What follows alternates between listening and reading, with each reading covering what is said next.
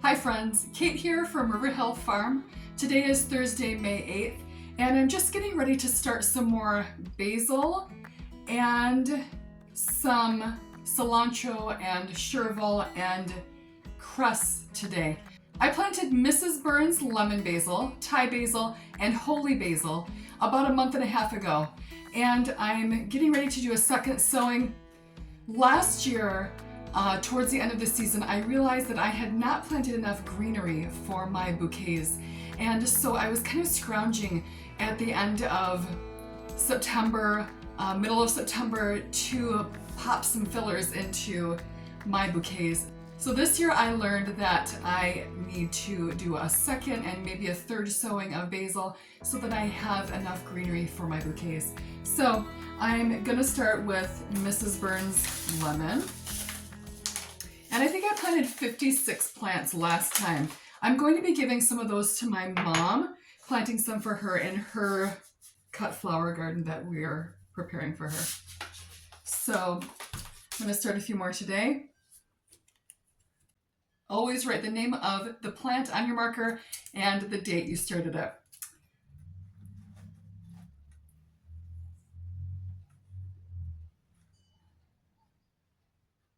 My basil is growing really well. I showed how that was doing in my last video. And I'm being a little more careful this time because last time I think I planted way too many seeds in each cell, and my holy basil, some of them have 5, 6 plants in them. So I'm actually gonna split those up and put those in their own little containers. But this time I'm being really careful to only sow about 1 or 2 seeds in each cell. And basil has always germinated well for me. So I think 2 seeds per cell is going to be plenty. And basil has such a lovely spicy scent. I love adding it to my bouquets. My husband loves the smell of it in bouquets as well. I think it's really nice to have a bouquet that smells nice. Okay, let's see. Let's do a few more. I'm going to plant less than 56 this time because I want to plant some Thai basil for eating as well. Let's see, 1, 2. That's 30. Let's do one more row and then I'll put the Thai basil right there.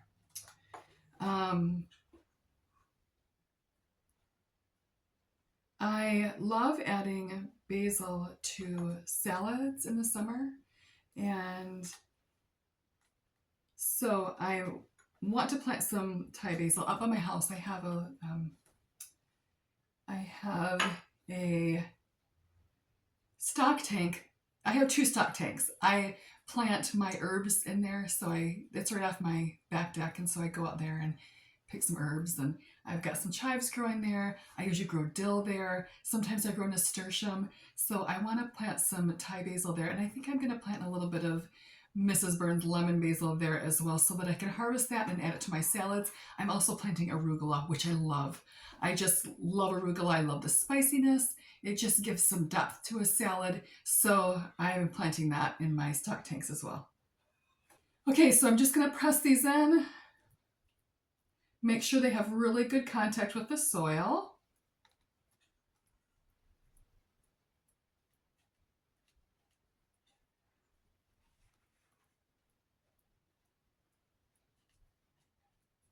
Today it is sunny, which is nice. It started out kind of cloudy, which is fine with me. I actually don't mind cloudy days. I kind of feel calm and like there's a purpose to working on getting my house clean when it's cloudy, because there's not that pressure to get outside and do everything that needs to be done outside. Okay, next is Thai basil. And I've got that here and the date on the back.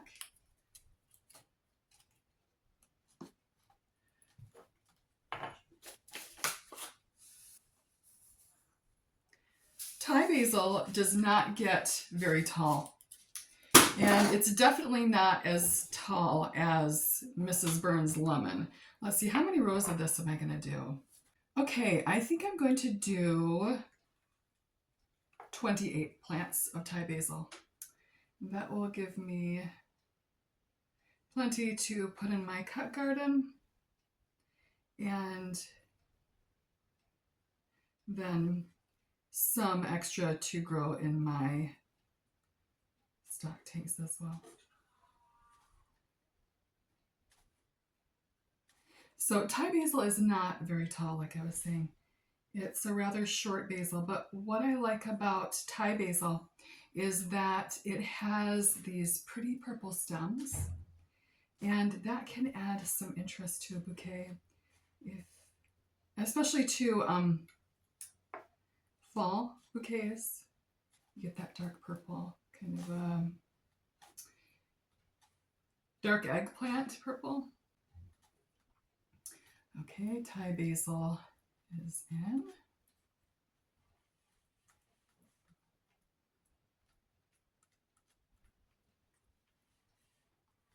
All right, and my last 3 rows, which will be 21 plants, will be holy basil. And I've never grown that before, and I'm excited to see what that's going to be like. I think it's a rather short plant. The seedlings are just, the leaves on them are itty bitty. They're so tiny compared to the other basil. So they're kind of cute. And I'm just looking forward to seeing what these are going to do.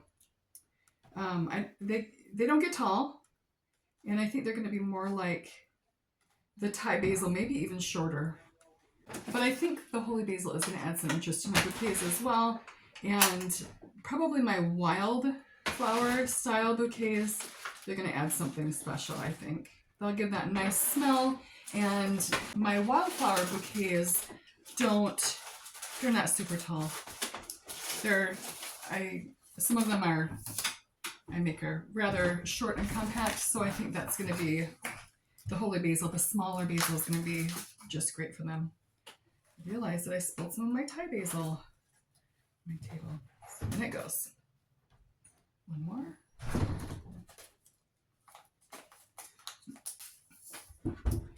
Okay. All right. Pressing my holy basil in onto the surface really well. Oh, Hemi is very interested about what's going on outside. Hemi, what's going on outside? What are you doing, huh? What are you doing today? All right, that tray is done.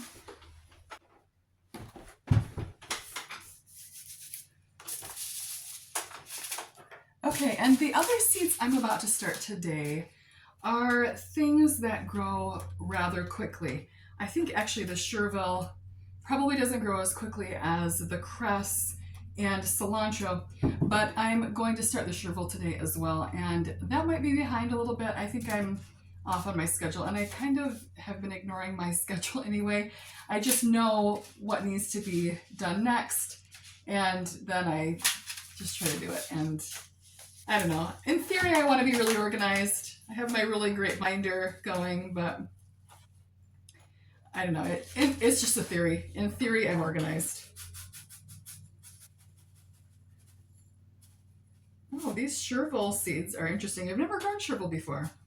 I was looking for something that was going to make some frothy greenery, and I think that the flowers are maybe similar to cilantro, but I'm not exactly sure. So we'll see. The seeds actually kind of look like very small cosmos seeds. They're long and thin and pointy. And they're so small that I cannot tell which part is up. Some of them I can. Down is always the very pointy part on seeds like this. Marigolds are like this. Marigolds have a little tuft at the top, and the tuft goes up and the point goes down. Cosmos are the same way. The really pointy part goes down, and then the seedling pops out of the top. Zinnia are like that as well. They look kind of like arrowheads, and so they're kind of fun to plant. You just stick them down, kind of up and down like that. So, but with these chervil, with a lot of these, I cannot tell which side is the pointy end. So I'm just going to lay them flat on the surface and just press them in, and then they'll figure out the way that they're going to grow. So, one thing I like about Johnny's Seeds is that it tells you the germination rates. So, let's see. So the germination was 97% on this chervil. So that's good. I should only have to plant one seed per cell, and most of them will come up.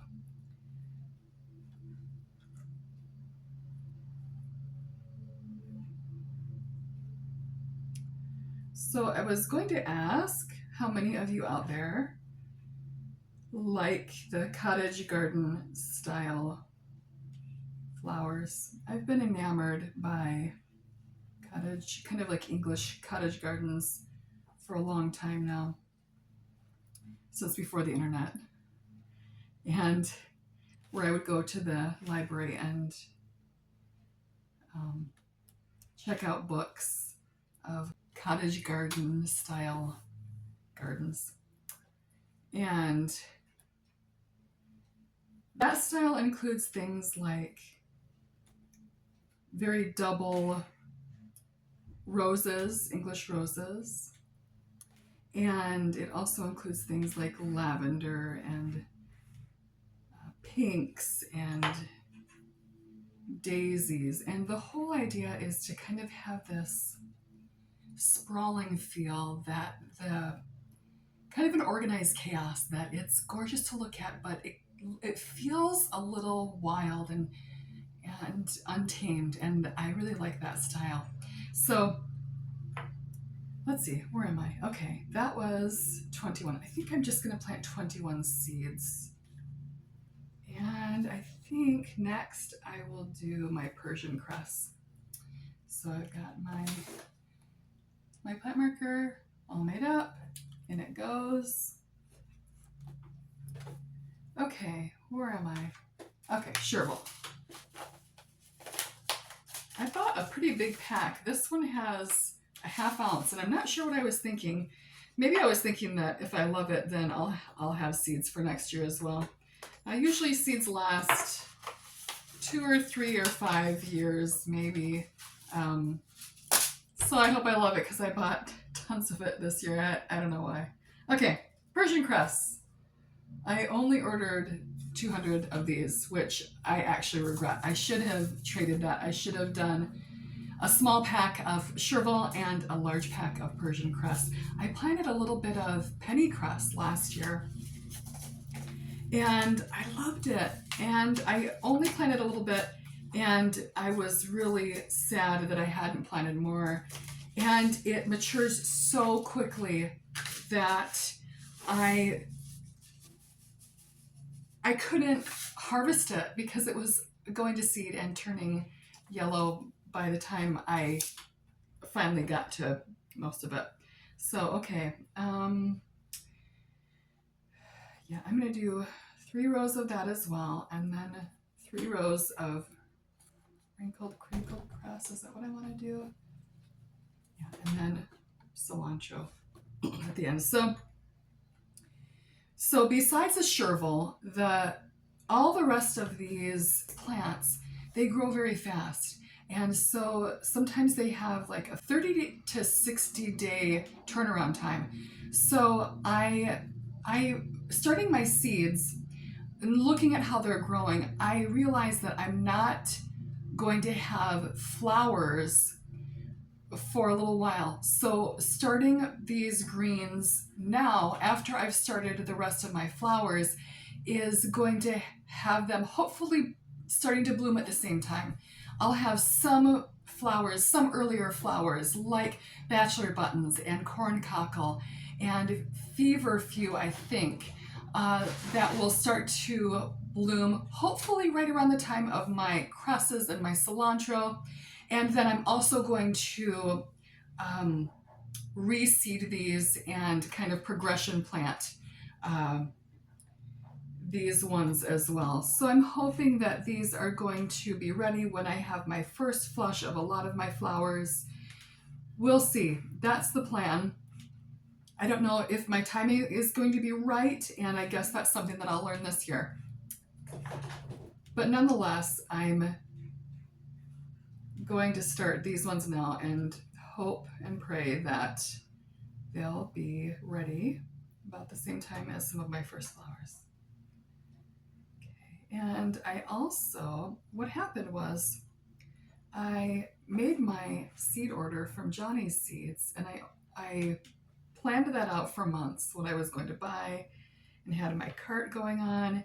And then when I checked out, I was looking back over my purchase list and realized that I had only purchased 200 Persian Cress. And I was devastated. I don't know how that happened. I intended to purchase a larger packet, but I didn't. So I ended up purchasing some Wrinkled Crinkled Cress as well, which is, I think, similar to Persian Cress. And we'll see how that grows as well. I bought the Wrinkled Crinkled Cress from another seller. So after I realized I made my mistake with Johnny's Seeds,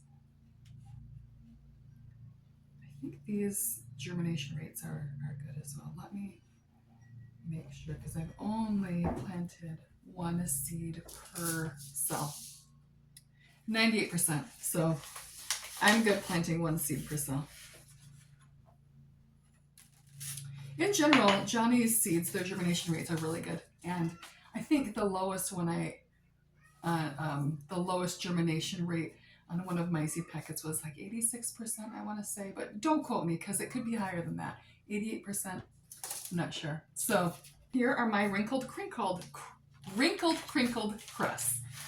And I actually was first introduced to these on the Floret website. They have a great library there online. And I thought these were just so, I thought her image was so beautiful. I've never grown it. So this will be my first time. I actually just purchased a rather smallish packet of these, I think. Let's see, what did I purchase? Oh no, 750. So I did order quite a bit. So hopefully I'll love these just as much as I will love the Persian Cress, and we'll see. I think the form is going to be somewhat similar. I really like the spires and the seed capsules that they make. It's very interesting. So I think it's going to be fun to grow this year, and we'll see. It's fun to try new things every year. Last year, I just planted things that were fairly easy to grow and things that I had grown in the past for the most part. And so I wanted to kind of gauge if I was going to be able to do that at a bigger scale than I had in the past and be successful at it and grow enough flowers to make several bouquets so that I could give them away to my friends, or that I could supply. Like last year, one of my friends was married, and some other friends and I threw a little wedding reception for her and her husband, and I was able to make small mason jars full of flowers for each of the reception tables, and so that was fun. And I'm hoping this year to maybe sell some bouquets. I have a plan for that I've actually I've got a green light from somebody, so I don't want to give it away. I will talk about that another time. But I have a plan for selling some bouquets this year. And it probably will be once a week somewhere off of my property. And depending on how many bouquets I get, I'm actually thinking of building a small little flower stand and putting it out by the road. I live in town and we don't get a lot of traffic, but I think that if I advertise a little bit, and maybe if I get a really flashy stand, nothing gaudy, but something that will attract a little bit of attention, and I advertise a little bit, then I'm hoping that maybe I can start selling that way as well. We'll see. All right, so the last thing I'm going to plant is actually one of my really favorite things to grow that is kind of surprising. I actually started growing this several years ago, and I grew it. I have an old beat up galvanized garbage can that has become a planter, and it sounds so tacky, but it really is fun. And so I started growing cilantro in that, and I wanted something that looked a little bit like Queen Anne's lace, but deer love Queen Anne's lace, at least they do here. So I started growing that in my cute little garbage can planter, and I just loved it so much, and I thought this is going to be great for a filler for bouquets. And the smell is really unique. It has that spicy smell. Some people don't like the smell of cilantro, and some people don't like the taste either. I'm kind of one of those people who, if there's a little too much cilantro, then it tastes soapy to me, but I don't mind the smell of it if it's not overpowering. So what's the germination rate on these? Let's see. 99%. And cilantro is usually that way. So it's very easy to grow from seed, and it makes these pretty little umbels, white little umbels of flowers, and it's just beautiful to add to bouquets. So I'm excited to grow this variety. This is called confetti cilantro. And who's calling me? Oh, somebody I don't know. A potential scam person. Gotta watch out for him. What was I saying? I get distracted so easily. Cilantro. Oh, confetti cilantro. So this variety of cilantro, its leaves are kind of ferny, like cosmos, and I love that look. On regular cilantro, the leaves are similar to kind of like an Italian parsley, that flat parsley, but these ones are just kind of ferny, and I don't know how to explain it except that it's airy looking, and so I'm excited about that too. I grew cilantro for the flowers, and the foliage was nice too, but I'm looking forward to this ferny, airy look so that it doesn't make the base of my bouquet really bulky. I think that's going to be a great flower for my wildflower style bouquets. And so that's the other thing I was going to ask, is how many of you prefer wild flowers to hothouse grown flowers? How many of you would rather have a bouquet of daisies and bachelor buttons and marigolds than a bouquet of red roses? So I don't have anything against red roses. I like roses. I think they smell pretty and they're enjoyable in their own way, but I prefer wild flowers. I like a bouquet that looks like you've walked through a meadow and just gathered some flowers along your way. I don't know, I'm kind of a romantic that way. So I'm looking forward to growing some flowers that will lend themselves more to that style than I did last year. I had this vision, and I did make a few bouquets that were that wild feel, but I'm looking forward to, oh, I missed a little seed. Let's see, where can you go? You can go right here next to this one. I don't know, I lost my train of thought again, but I'm looking forward to growing more wildflower style flowers and putting together, oh, I should have put you there because I think I am missing one in that one. Well, there we go. I gotta add one in that cell. Just one though, which might be a trick. Okay, that one right there. Okay, so there we go. Boy, got some loud traffic today. We usually don't have traffic. I actually hear my neighbor's mower going. And like I said, we don't live in the country, but we live in a small little town, and we don't live on a main thoroughfare or anything. We live in a little neighborhood where we don't get a ton of traffic. We do get some, and there's a couple of schools nearby. So right around this time, some parents are picking up their children from school. So, and we love it here. My husband was raised in a big city, and I was raised in a tiny little town, and this little town where we live is a lot bigger than where I grew up, but a lot smaller than where my husband grew up. So it's actually a perfect place for us, and it was a great place to raise our kids. So I think because my husband grew up in the city, I think it would be torturous for him to live in the country. I think that he likes civilization a little bit too much, and I think I might be happy in the country, but I'm happy here. This is a great place for us. It's kind of on the edge of town. We're in a little neighborhood, but it's just not far at all.